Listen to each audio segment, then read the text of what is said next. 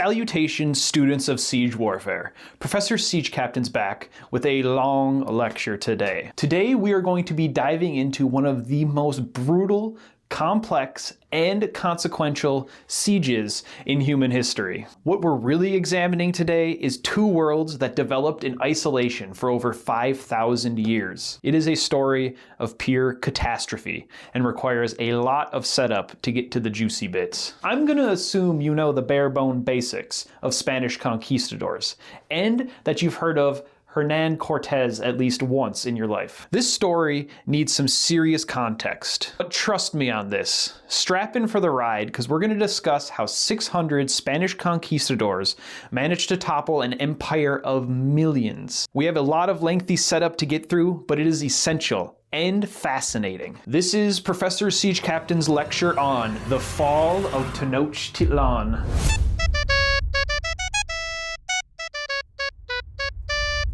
But before we begin, we need to understand what is actually at stake here. Because this wasn't just some random military expedition. No, this truly was a collision of two separate worlds in a catastrophic way. A little disclaimer up top. I am not a historian. I'm not even a professor. I just play one on the internet. I am, though, a huge fan of history. I love telling these stories in hopes to get more people interested in history. Some of these events are so outlandish that even if they were written down in a fantasy book, they would be hard to believe. And today is one of those stories. Let's start with why the Spanish were in North America in the first place. Now, this channel is called The Siege Captain, and this story isn't necessarily just a siege, but there are two sieges, if not more, depends what you classify as a siege, in this story. I just find this story so fascinating, I have to share it with you. It's 1519.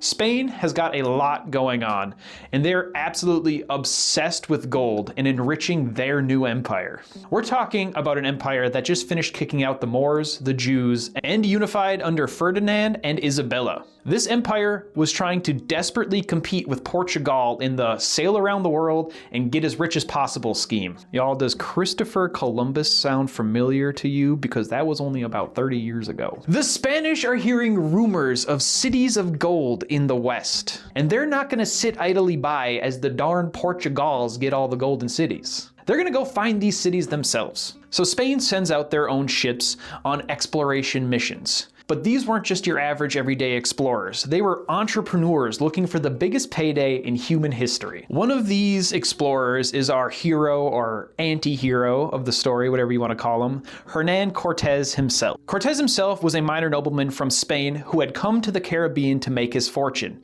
He was a colonist in Hispaniola and Cuba, but those places had already been picked clean. Mexico represented a completely unexplored opportunity. And when the governor of Cuba started getting cold feet, Cortes said, too bad, and launched the expedition himself. He was betting everything on one massive gamble. When the Spanish first landed and started hearing rumors about Tenochtitlan, they thought the natives were exaggerating. A city with 200,000 inhabitants built on a lake? Come on, cities in Europe like London or Paris had maybe that many inhabitants, but this isn't Europe. This is some backwater country. There's no way a city that big could exist, right? That's what the conquistadors were thinking at this point. The conquistadors, being from Spain, had seen big cities like Seville, but they had not seen any city as big as the natives were describing Tenochtitlan as.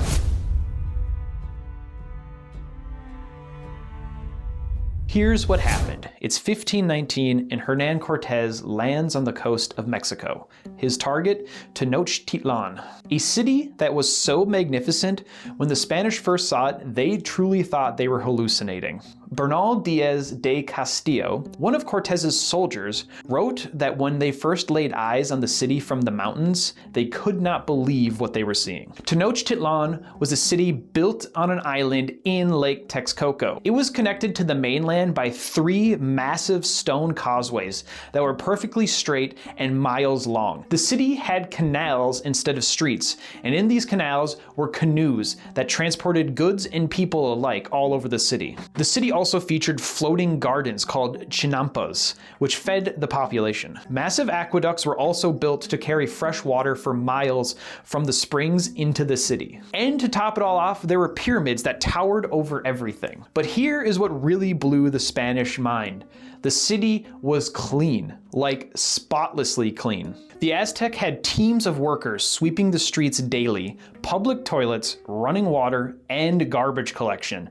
The main plaza, that could hold nearly 60,000 people and was surrounded by palaces that were larger and more elaborate than anything in Spain. Cortes wrote to his king that the marketplace alone was twice the size of the one in Salamanca, with organized section for different goods. One area for textiles, another for precious metals, another for food, all regulated by official inspectors. The Spanish were coming from Europe, where people rarely bathed, the cities stank of human waste, and even noblemen lived in drafty castles with no indoor plumbing. They were laying eyes on what was basically a Renaissance-style city that had urban planning, public sanitization, and municipal organization centuries ahead of Europe.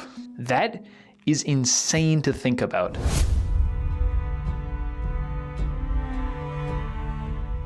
From the Aztec perspective, the Spanish arrival was complicated, to say the least. There was this legend about Quetzalcoatl, a feathered serpent god who was supposed to return from the east in the year of Tlaxcalans. And wouldn't you know it, that's the year that Cortes arrived on the coast of Mexico. Is this coincidence? Maybe. But it definitely had the emperor of the Aztec Empire, Moctezuma II, nervous. However, and this is important, modern historians don't actually think the Aztecs thought the Spanish were gods.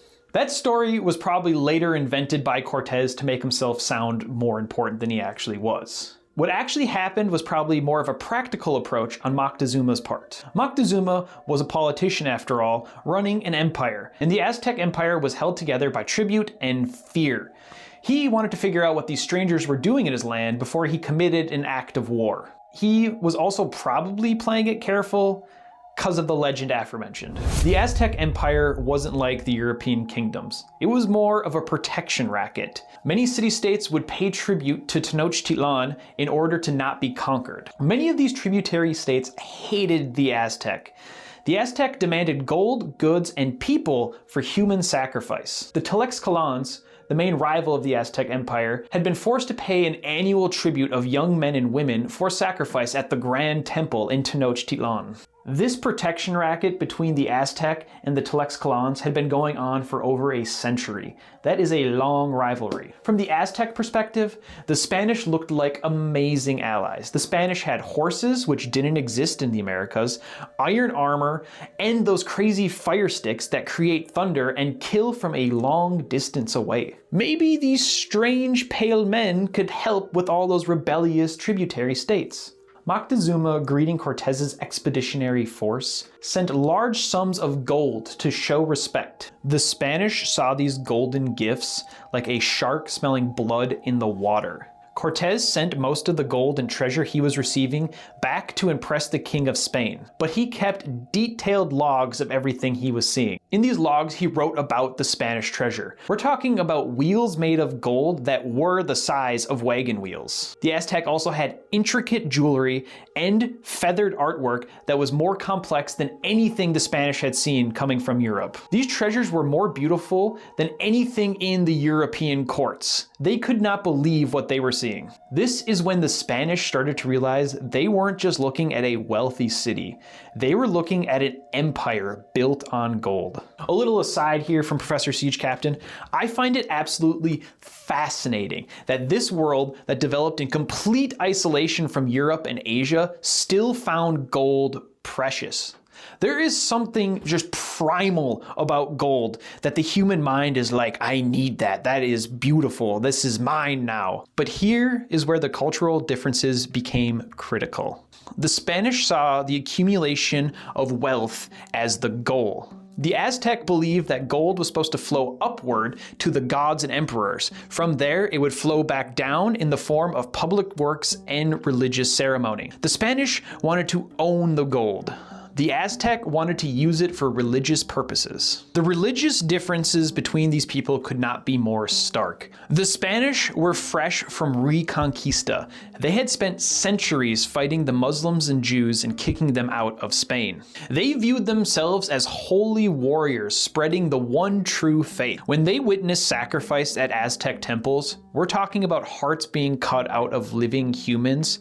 The Spanish were absolutely horrified and were convinced that they were dealing with actual demons. In the eyes of the Aztec, human sacrifice was essential for keeping the entire universe running. The gods had sacrificed themselves to create the universe, so the humans needed to reciprocate to keep the sun itself rising and crops growing. Aztec belief was that each human had part of the sun in their heart. This is what kept them alive and warm. Cutting out the heart was returning it to the gods and keeping them energized. To the Aztec, the Spanish rejection of sacrifice wasn't just strange, it was potentially catastrophic. What if the gods got angry and ended the entire world? These weren't just different religions, these were entirely different worldviews that had developed in isolation from one another for millennia. The Spanish believed in individual salvation, linear time leading to Judgment Day, and the right to subjugate non-Christians. The Aztec believed in cyclical time, cosmic balance maintained through ritual,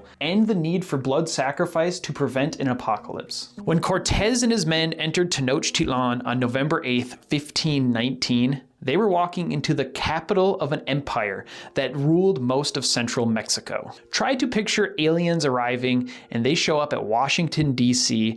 and walk right into the White House. The Spanish were completely outnumbered, 600 men in a city of 200,000 natives, surrounded by an empire of millions. What did they have? They had superior weapons, armor, and crucially, disease. Disease that would prove more devastating than any weapon. Now, Cortes wasn't some brilliant strategist. He was a desperate gambler. This gambler managed to stumble into the luckiest break in human history. Moctezuma was following centuries-old Aztec protocol. When a foreign diplomat shows up to your city, you invite them in, you host them, you feed them as you try to figure out what they want. It was basic political courtesy that had worked for generations.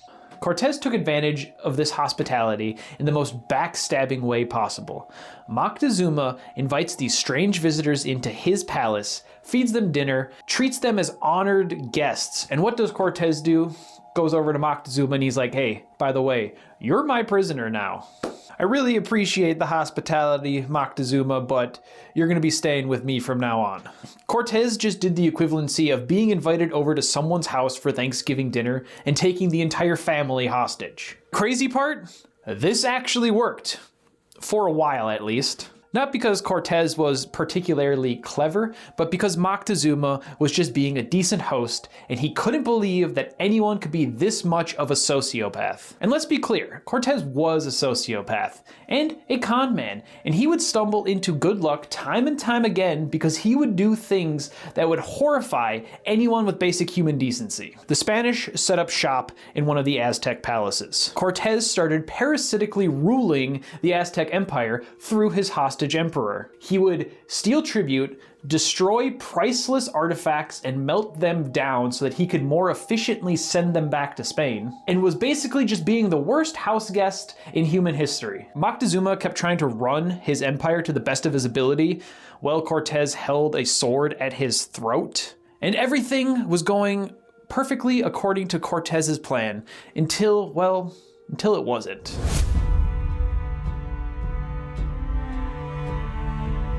Cortes had a little bit of a problem. While he was playing emperor over in Mexico, his boss back in Cuba, Velázquez, was absolutely losing his mind. Cortes had essentially gone rogue. Cortes exploited a legal loophole, basically allowing himself to act independently. Cortes was answering directly to the King of Spain, going around Velázquez. Velázquez wasn't gonna have any of this. Velázquez was furious. He was so furious, he sent an entire army to Mexico. We're talking about 1,400 soldiers with 80 horsemen sailing on 14 different ships just to go capture Cortes and bring him back to Cuba in chains. So now Cortes is dealing with the ultimate multitasking nightmare. He is managing a hostile city of 200,000 inhabitants, trying to keep his hostage emperor cooperative, and now he has a rival Spanish army sailing to arrest him. What does he do? Well, Cortes leaves 80 people behind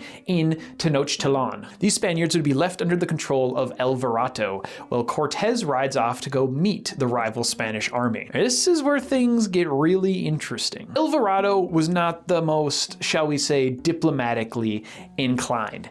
The Aztec were preparing for their Tlaxcalans festival, their most important religious ceremony of the year. Moctezuma had gotten permission from Cortes to host the celebration as normal. When the ceremonies began, everything seemed fine, except Alvarado watching the ceremonies, all the dancing, all the singing and drumming, and all the human sacrifice. He got a little bit paranoid. So what did he do? Alvarado might not be diplomatically inclined, but he was logical. He took a great approach, and he surrounded the entire festival with his Spanish conquistadors and began killing everybody. This was a systematical slaughter of all the Aztec noblemen, priests, and individuals of high standing. We're talking about a complete elimination of Tenochtitlan's ruling class. This is the aliens landing in Washington, D.C. and killing everybody at the next State of the Union address. The Aztec response was, well, they were no longer interested in diplomatic relations. The 80 Spanish troops under Alvarado found themselves trapped in their palace that they were operating from. Meanwhile, the Aztecs were cutting off food and water into the palace. What does this sound like? This sounds like a siege to me, boys.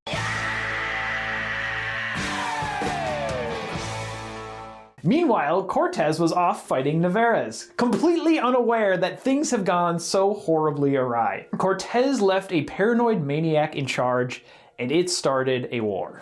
But here is where Cortes got absurdly lucky again. He's facing a much larger Spanish army. The situation is hopeless. So what does he do? He gets lucky with a crossbow shot that wounds Narvaez in the eye.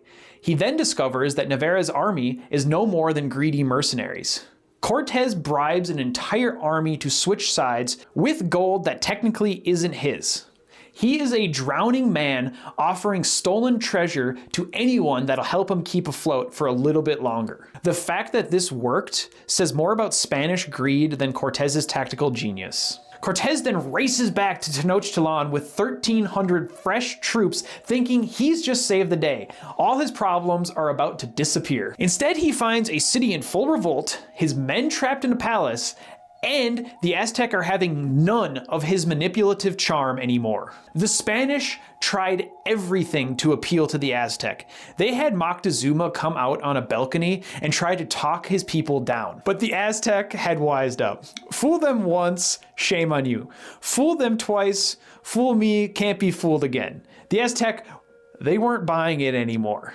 During one of these attempts, Moctezuma was either stoned to death by his own people, who viewed him as a traitor, or he was killed by the Spanish, who saw him as not valuable anymore. Sources argue on what actually happened. Either way, Moctezuma rip bozo. That poor man. What a horrible way to die. Watching your empire go into full revolt because you were trying to be nice to some foreign people. Either way, Cortes's puppet emperor strategy was as dead as Moctezuma was. With no way to control the city and Spanish casualties mounting daily, Cortes makes a desperate decision to evacuate the city at night. This leads us to La Noche Triste, the Night of Sorrows. This is one of the most disastrous retreats in military history. The Spanish tried to sneak out via the Western Causeway.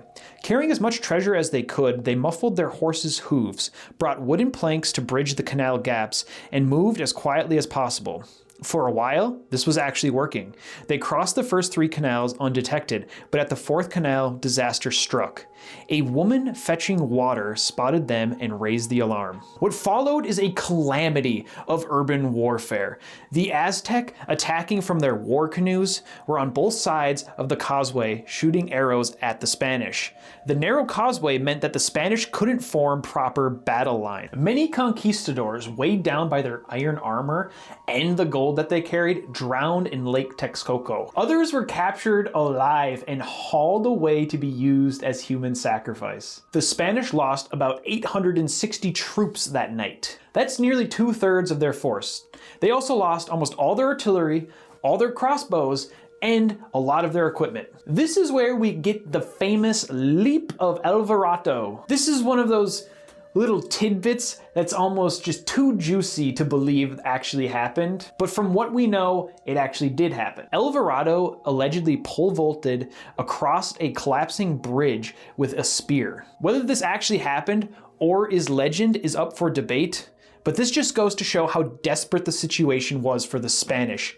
They were running for their lives across collapsing infrastructure under constant attack at night. The few Spanish survivors limped their way to the neighboring city-state Tlaxcala. This city-state had been enemies with the Aztec for generations, and this is where Cortes gets insanely lucky again. Instead of turning the Spanish over to the Aztec or just killing them outright then and there, the Tlaxcalans decided to stick with their Spanish alliance. The Tlaxcalans demanded a lot in return.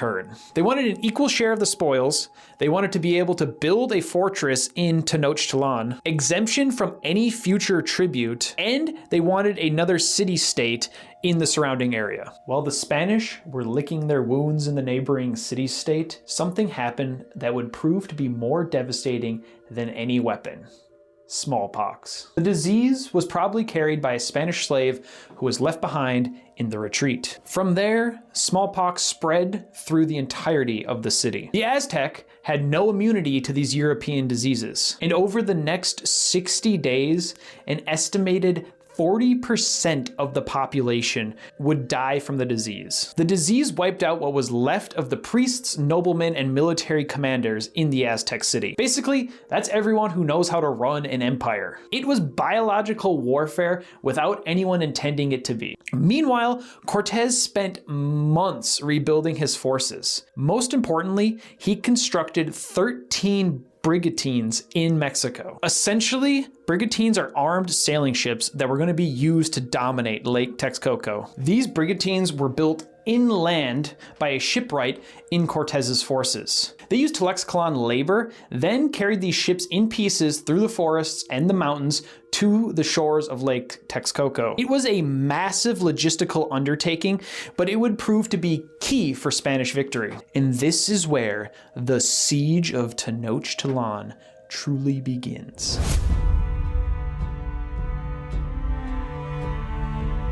By May 1521, Cortes was ready for round 2, but he had learned from his mistakes. Instead of trying to occupy the city and rule it through some silly puppet scheme, his plan was elegantly brutal. He was going to surround the city, cut off supplies, and strangle it to death. This is Siege Warfare 101. Cortes would divide his forces into 3 groups. Each of these groups would feature 8,000 Tlaxcalan warriors, supported by Spanish horsemen and Spanish conquistadors. The groups would be sent out, one to each of the 3 major causeways leading into the city, and Cortes himself was commanding the 13 brigantines on the lake. The siege proper began May 22nd, 1521, and immediately the Spanish innovations paid off. The brigantines absolutely dominated the lake. The Aztec war canoes stood no chance against proper European ships. The 3 prolonged land assaults meant that the Aztec couldn't concentrate their troops. Most importantly, the Spanish learned to fill in the canals. This would provide solid ground for their cavalry and prevent a La Noche Triste retreat. The Aztec were not going to go down without a fight. Under their new emperor, Cuauhtémoc, who was a young, capable warrior, they developed their own counter-tactics. They weren't going to let the Spanish take the city for their own. These counter tactics included digging underwater stakes to impale Spanish ships, setting up ambushes with 30 war canoes at a time, and they even managed to capture 2 Spanish brigantines, killing the crew and captains. The siege became a grinding war of attrition, like most sieges do. The Spanish would advance during the day, while the Aztec would counterattack during the night. Both sides could watch Spanish prisoners being sacrificed atop the Grand Temple. This eliminated any possibility of mercy or negotiation. The Aztec would throw the body parts of the sacrificed Spanish at their former allies, taunting them about eating the flesh of the gods. As summer wore on, the noose tightened. The Spanish cut off water from the aqueduct, forcing the people of Tenochtitlan to drink the brackish lake water. This would cause dysentery. Womp womp. Food became scarce. People resorted to eating leather, wood, and even grinding up bricks and eating the powder. The city was no longer clean as bodies floated in the canal. Children went naked because their parents traded their clothes for more food. And this is where we get one of history's greatest siege failures. Late into the siege, the Spanish were running critically low on gunpowder, and a soldier in Cortes's army claimed to be a veteran from Italy who knew how to build trebuchets. Cortes, desperate for any advantage, agreed to let him try at least. For 4 days, they constructed this trebuchet, all the while taunting the Aztecs, saying how great their new weapon was going to be. The anticipation was enormous. Both armies gathered to watch the maiden shot. The stone was loaded, the counterweight was risen up, and the shot went no higher than the trebuchet itself, falling straight back down, destroying the weapon after the first shot. It was a complete visible failure, and Cortes, trying to save face, dismantled the weapon and told the Aztec that he was going to show some mercy and not utilize such a powerful weapon on them. The Mexica account describes, after the Spanish failure, the Spanish basically getting into a livid argument about whose fault it was on why the weapon failed. Basically, it was a complete and utter engineering disgrace. Not a very good siege weapon. I'm giving this one an F tier. By August of 1521, the defenders were so weakened that the Spanish could push into the heart of the city. In the final assault, the Spanish and their allies converged on the marketplace, while the Aztec made their last stand around their great temple. Even at the end, the Aztec maintained their religious ceremonies. The end would come suddenly on August 13th, 1521.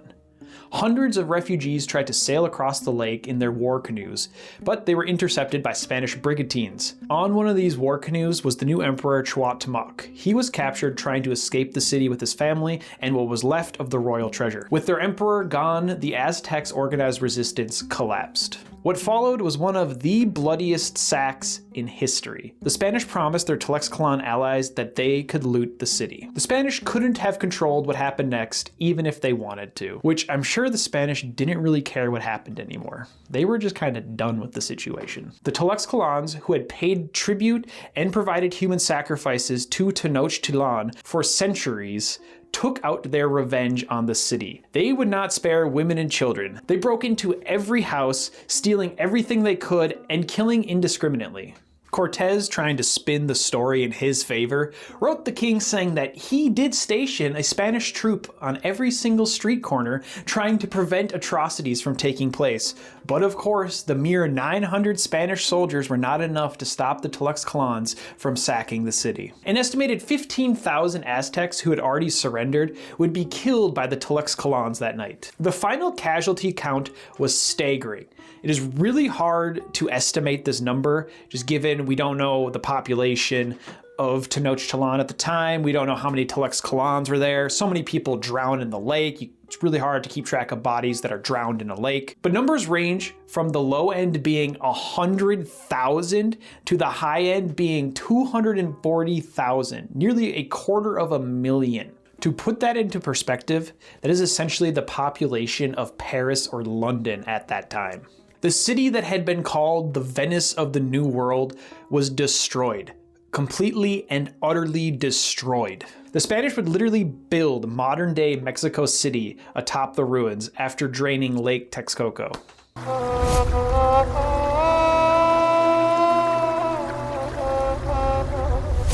What can we learn from this siege?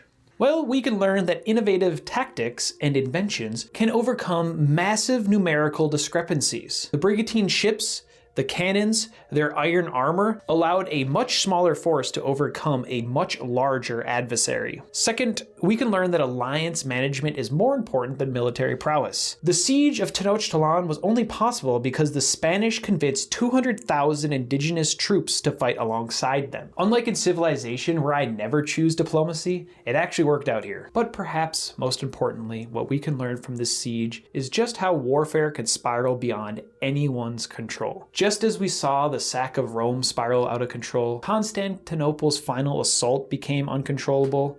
We see it at siege after siege. The violence reaches a scale that nobody imagined, nobody wanted, but nobody could stop. The fall of Tenochtitlan wasn't just a siege. It was a collision of two separate worlds that developed in isolation. It wasn't just a collision, it was a catastrophic collision. What started as a relatively small expedition became a clash of civilizations that would reshape the entire world. The tactical innovations here, the naval adaptation, the alliance management, the urban warfare, would be lessons that the Spanish Empire would use in future conquest.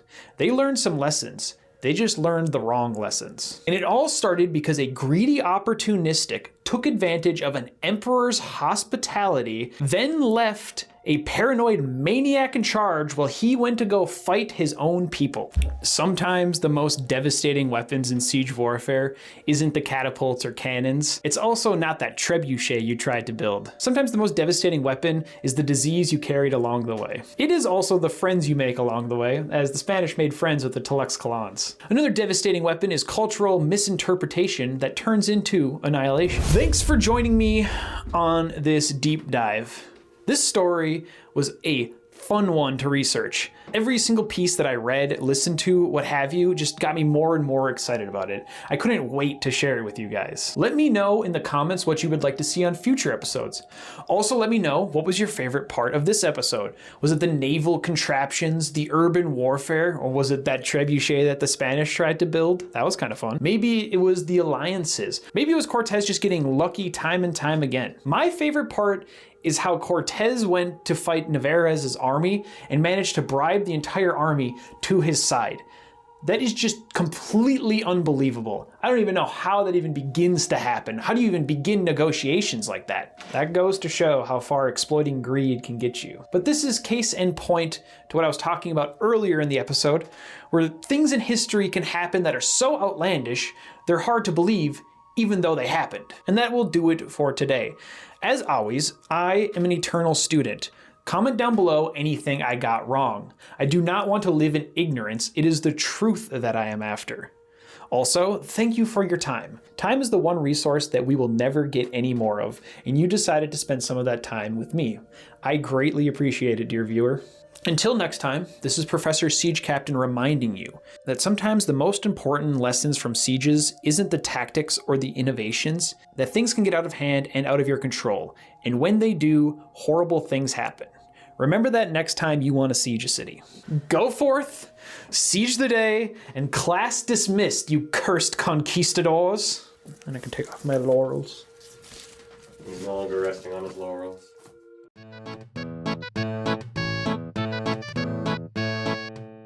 This leads us to La Noches Triste, the Night of Sorrows. It's coming up on my metal album next. Cut that. Yeah, cut it? What? It's gonna be in the bloopers. There you go. Guys took advantage of the hospitality in the most backstabbing way possible. You think if I did all my videos in a Minnesotan accent, it would be funny and people would watch it more? Oh, Cortes, he just took him out for a rip. He just went out for a rip, bud. Now Cortes went in and ate Moctezuma's hot dish. You're not gonna want to do that. And still, after eating that hot dish, he was not a very nice bucko. You're not gonna want to do that. You see, it's just not. When you go up there, you're gonna wanna. The crazy part, this actually worked. Not because Cortes was clever, but because Moctezuma was trying to be, he already said that part too. What followed was a nightmare! And then the nightmare just starts playing. Meow. Chapter 2, the siege begins. I gotta do this.